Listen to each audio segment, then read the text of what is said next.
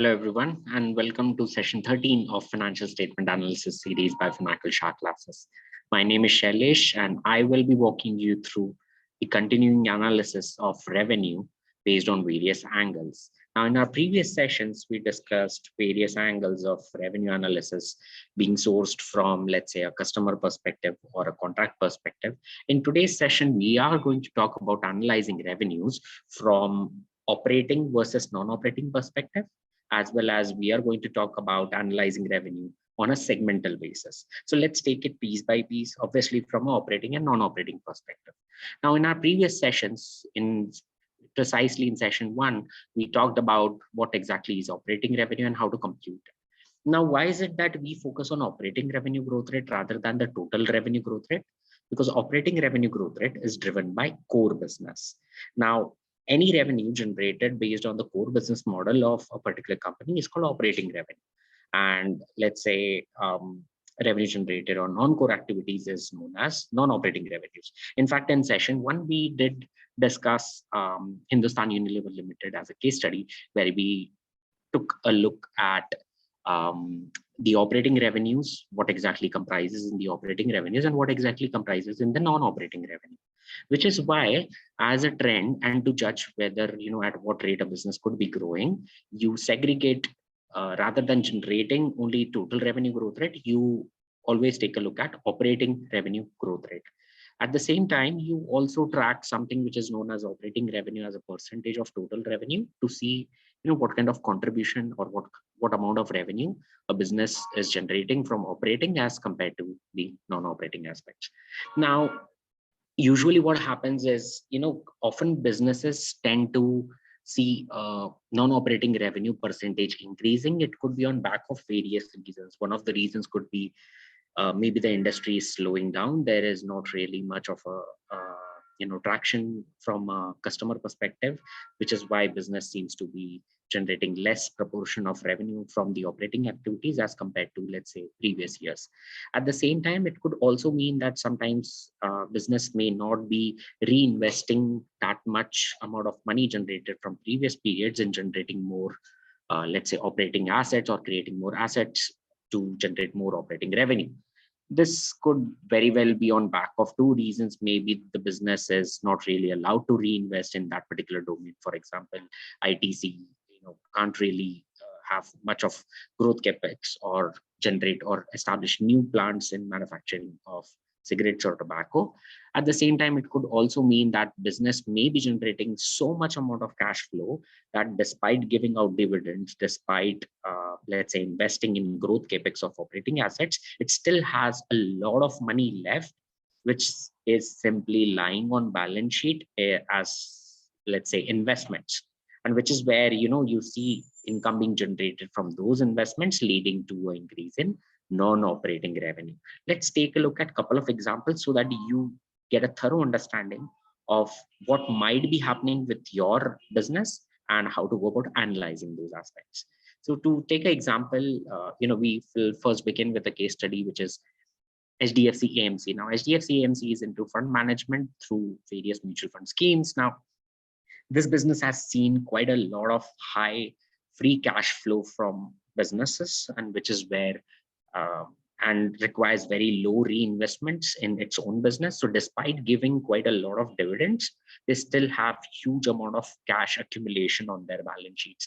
And to give you a perspective of the same, we have shown you here how to do that analysis. So as you can see here, we have actually populated 2021 and 2020 comparable financial data from balance sheets. From the financial assets, you will see that the investments proportion is nearly 91% and has been increasing to, let's say, 93% of the balance sheet. Now, obviously, it's a asset-light business model, so which is why we have a significant amount of investments as compared to, the core assets, which would be the tangible assets in that case. Now, remember, this proportion, obviously has been taken of total assets, which happen to be, around 4,300 crores. I believe these figures are in crores. So which is why you see that the non-core assets, or let's say the cash lying on the balance sheet for HDFC AMC seems to be increasing despite paying high dividends because it's generating quite a lot of high free cash flows. Now, another example where we can actually take a look at why sometimes non-operating revenues could be increasing. A case study at point is Jagran Prakashan. Now, Jagran Prakashan is into newspaper industry, and as we very well know, the trend of reading newspapers by actually buying those is declining with every passing day in tier 1 as well as tier 2 cities, and people rely more on mobile applications or digital media to track ongoing market affairs and likewise. So which is where this business saw quite a lot of hit in 2021 as well, because COVID and so keeping the social distancing norms, people were more comfortable in focusing on digital media as compared to newspapers, which is where you see the revenue from operations took quite a huge hit from 2020. By the way, these figures of 2020, let me just scroll slightly up so that you can see the years as well. So 2020 figures and 2021 figures, as you can see, the revenue dropped significantly as compared to 2020 in 2021 year. Also, you can take a look that since the business seems to be not generating that much amount of income, the business, the non-core assets or the investments seem to be also increasing over the years, as you can see, 5.4% and 20%. Remember, the non-core assets can be taken from current as well as non-current assets, which would usually be in the financial assets section of the balance sheets. We'll study more on the financial assets, how to go about understanding their accounting in upcoming series lectures. However, for now, I think having just a broad level understanding about the topic, you should be able to connect why a business seems to be generating non-operating income, because it has non-core assets, and non-core assets would be usually sitting as cash or financial assets on the balance sheet. Now, to support this thesis, why Jagran Prakashan actually, or was it really just Jagran Prakashan who saw this contraction on core assets on balance sheet? Well, it seems to be more of an industry trend. As you can see, this is a screenshot from Hindustan Times, a peer of Jagran Prakashan, and they have seen that print usually contributes 80%, 86% of Hindustan Times media limited, and unfortunately, they seem to be seeing a trend where people are migrating from the consumer preferences are migrating from a print industry to a digital media industry.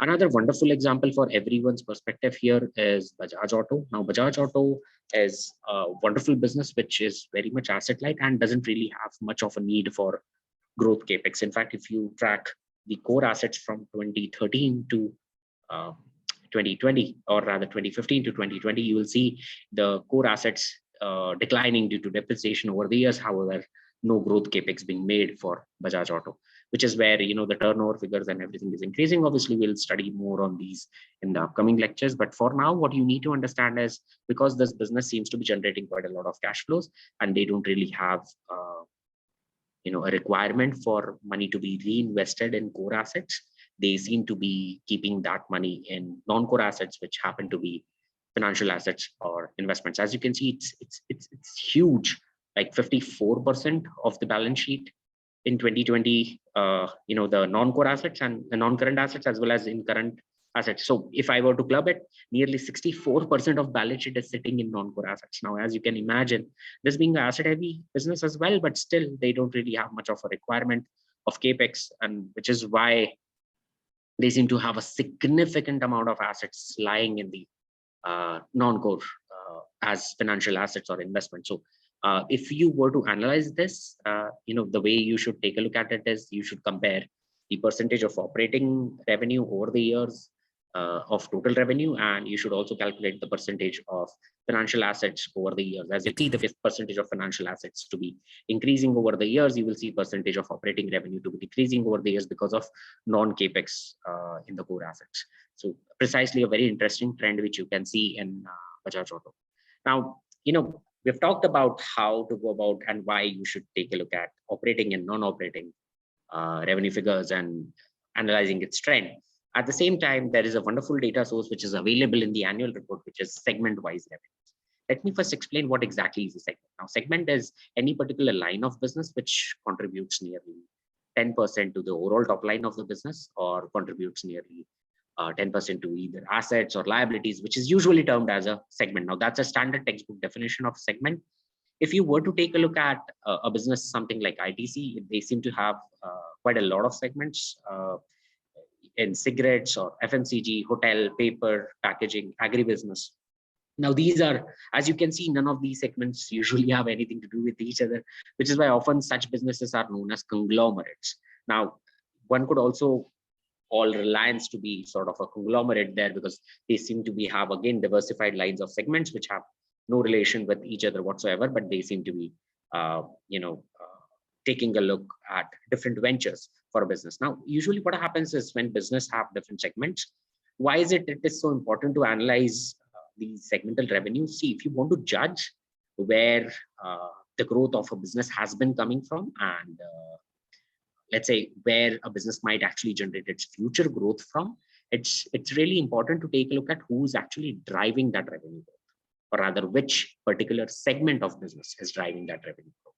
When you take a look at these segmental revenues, you will know who's basically driving the revenue growth rate and who is a laggard. And sometimes taking a look at segmental data also gives you analysis around capital allocation, which gives you a very good perspective how a business or a management of a business seems to be thinking in terms of where rather they would want the future revenue growth to be generated from. So the actions taken by management towards continuous capex done towards individual segments might actually give you a very good clarity where the management of a business is seeing their business to be blooming in future, and where they can actually generate significant future revenues from which line of particular business. So which is why, as a case study endpoint, what we have done is we have taken a look at ITC. Now, to walk you through how exactly to take a look at on source the segmental data. This is annual report 2021 of ITC. If you open the income statement, you can go to the footnote of revenue, but you will not find the segmental revenue breakup there. It's usually available below that. So, I'll directly navigate to the page number, which is 341. There is no standard footnote number where this segmental reporting data would be available. You will have to simply navigate through the footnotes and find out, just like related party transactions, it usually lies in the range of 25 to 35 or 40-ish. So, as you can see, the segmental reporting data looks something like this. Now, FMCG cigarettes is, a business in the cigarettes business of ITC. FMCG others would be, the atta and everything. Then we have hotels, we have agri businesses, we have paper boards, paper packaging, and others. As you can see, these revenue figures, what you see to be in 3 different sections. Now, a lot of people find it difficult to understand what exactly these 3 different columns mean. Now, I'll, in the next few minutes, I'll walk you through how to go about reading these segmental data information and how to use these data points and when to use which data points for analysis perspective. So when you take a look at this, this is the overall revenues of a business. And then let's say we have something which is known as eliminations. I'll walk you through, don't worry about it, what exactly those eliminations are. And this is the overall revenue from sale of products. Now, this revenue from sale of products would be matching to the footnote data disclosures of revenue from operations. You can take that pain to verify it yourself. I've done that, so which is why I'm telling you this. Now, let's understand what exactly this footnote means. Now, as you can see, this segmental data points are segregated into 3 columns here. Now, I'll try my best to, neatly explain this. However, as you can see, this is something which is known as external, then there is intersegment, and then there is total. So let me explain what exactly are intersegment. Then, it will be far much intuitive for you to, put a pen on what external means and what total would mean. So let's say if FMCG cigarettes are selling cigarettes to, customers out there, so these would be external revenue figures. And if let's say they are selling cigarettes to hotel business, so if ITC cigarette segment is selling to hotel business, which happens to be their own entity within the same umbrella, so that would indicate intersegment sales. So as you can see, there's no intersegment sale, which means the cigarette business is not really selling cigarettes to its hotel or agri business or paper boards and likewise. However, let's say, for example, paper packaging is, it's actually quite used in quite a lot of these individual segments, like in, hotels as well, you would be needing paper packaging, agribusiness as well. FMCG requires quite a lot of paper packaging, let's not forget. So, as you can see, these figures 1068, what would that mean? These are basically sales done by, 1068 crores, sales done by paper boards, paper packaging segment of ITC to other segments of ITC within ITC, which is why it's called inter-segment. So these are basically within the consolidated umbrella, one segment selling to the other segment. So as you can imagine, just like we studied in standalone and consolidated, when things actually come together within that umbrella, these inter-segment sales will cancel out each other, because someone's sales will become someone's COGS, and eventually they cancel out each other when we prepare the financial statements. Just like we studied one subsidiary selling it to the parent company and parent company selling it to subsidiary, the upstream and downstream transactions in our previous lectures. Precisely what we see are these inter-segment overall total seems to be getting cancelled out. As you can see, this is why it's called eliminations. So this gets subtracted from here. So overall, these revenue figures which you see are, sales done to customers. Now, you might think, why is this data provided when it's actually getting cancelled? See, it's really important for us to find out and take a look at what role a particular segment might be playing in overall. So let's say if there is one segment जिसका काम सिर्फ एक ही है कि बचे हुए segments को data provide करना. So in that case, if you were to take a look at its external sales, you might see a zero, and inter-segment, you will see quite a lot of figures, because it's, all of its sales is generated by selling it to internal segments. Now, if you were to take a look at capital allocation across all these segments, it makes sense that you take a look at total figures rather than just the external figures. Why? Because remember, capital allocation is not just done from customer standpoint or a revenue generation perspective. A lot of KPOs or backend, or rather segments which cater to individual other segments which help in revenue generation also play a huge role and a key role in the overall organization. So which is why capital allocation is done not just based on the revenue generation capability, but also sometimes some of the segments could be cost saving capabilities, as well as something which we discussed when we were studying standalone and consolidated, why someone would actually establish a subsidiary to save its cost savings, where we took example of Serra Sanitary Ware. Anyways, I think that helps in explaining the perspective. So, if someone were to take a look at the role which is played by each segment in a broader gamut of the entire business, you should ideally take a look at total figures.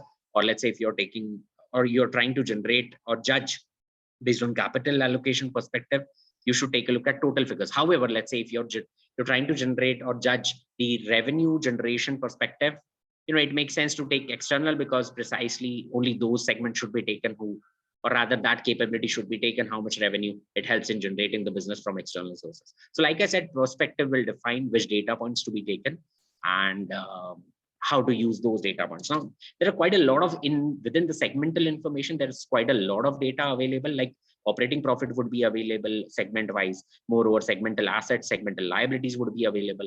In fact, ITC is actually taking the pain point of giving out capex data on a segmental basis, which by the way can be a significant source of information for you guys as well. Moreover, it also gives out data around depreciation and amortization. How to use this data point is something we will discuss in the growth capex topic when we come to that topic in our video series. However, for now, like I said, since we are only focusing on revenue perspective, we will be only taking a look at the segmental data points. Now, how to use this data point in your analysis? See, the way analysis should be done. So let's say if we are talking about revenue generation perspective, as we discussed, we'll only focus on external data points. So if we were to take a look at these external figures, what an analyst should do is calculate the percentage total or a common size of, let's say, cigarettes, FMCG, hotels, agri, paper boards, and other segments over multiple years, basically. So doing a common size analysis across a time series data gives you a wonderful heat map on which particular segment seems to be driving the overall revenue of the business. So how do you do that? You basically take this figure, you divide it with the overall revenue figure. That should give you the contribution of cigarettes to the overall business revenue figure. So let's just, remember this figure, 22,557, and then you need to divide it by 52835. So in fact, we have done this analysis for you guys to be able to verify it. So as you can see, FY21, 22,557 and 52835. Now, if you divide these, you should get 43%. As you can see over the years, I mean, this is the heat map which I was trying to talk about. If you use conditional formatting in Excel, it actually tells you a story. What is the story? Over the years, cigarettes has been the main driver of revenue for the business. However, the trend seems to be changing. Like in FY11, it used to drive almost 65% of the revenues, which is now just 43% revenues. So where exactly is the current proportion of revenue coming from? I mean, where did the delta go?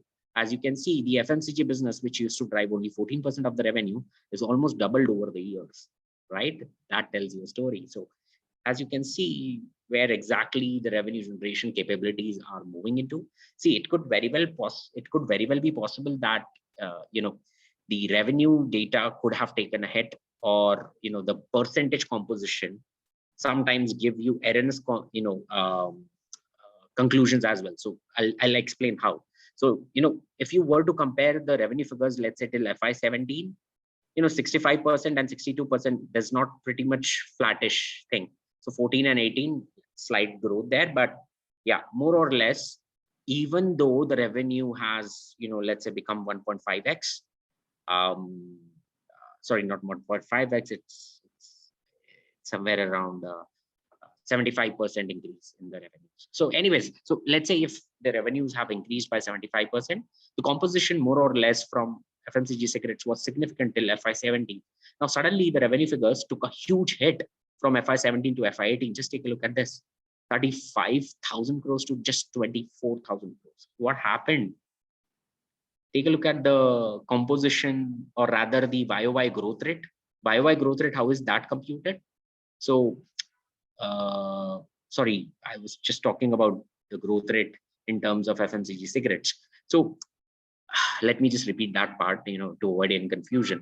When we take a look at revenue figures on common size analysis, sometimes an analyst may make incorrect conclusions. Let me explain through a very simple example here. If we take a look at FY11 revenue figures of FMCG cigarettes and FY17, 65% and 62%, one would think that the revenue from cigarettes may have gone down. No, it hasn't actually gone down. If you take a look at the revenue figures, it's a 75% increase.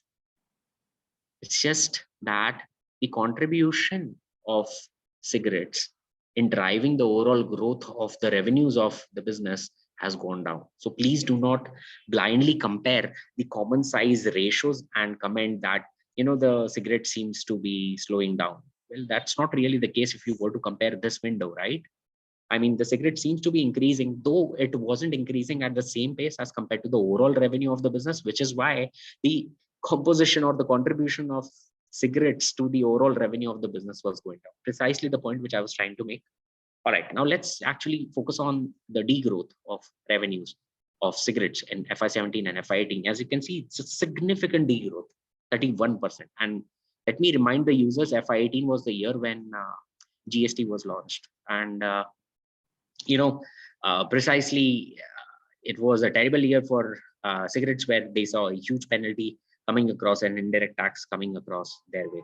Now, if for you to read more about this, you can easily open the annual report FY18, and you can move to the management commentary, which is, by the way, seems to be a golden source in analyzing industry trend, or if something is wrong with the business. You can always take a look at the con call discussions as well, but I think you can find a significant discussion around the same. So they talked about GST penalties, which they saw in FY18, which seems to be a huge